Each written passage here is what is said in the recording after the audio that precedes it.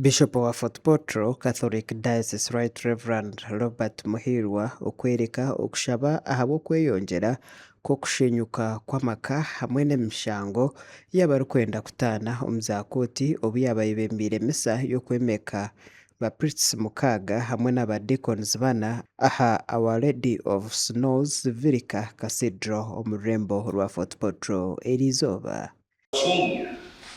Rundi abantu abagezi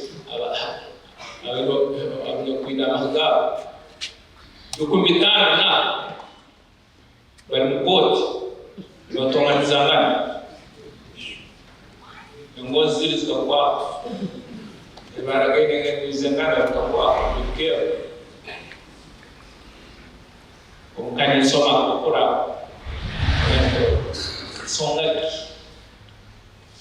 Muhirwa yagira ngu enshonga nk'ezi ziteganisa abaana omu maka. They want separate. They want to divorce. Who becomes the victim? Because they themselves have been doing themselves. But the children who are a product of their relationship. Aha nshonga ni yemwe ey'amaka kushenyuka Honorable Linda Irene Mugisa ori omu gishengerokazi w'ekyanga kya Fort Portal City yashaba abashweriine okuhurikiriza ebi bayeraganiise barikuza omu bushweri.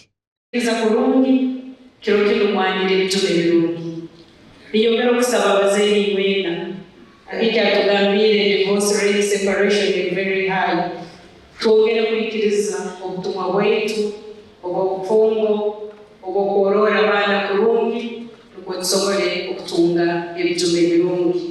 Omu kukurusyayo abayemekwa Bishop Robert Muhirwa yashaba abazaire okwetantara omuze gw'okuremesa abaana baabo okwega na munonga abarikukunda kuba abanyadiini. Fushe okutebura abaana baitu omwana bagamba yakuzaga mu seminariyo nga abanyadiini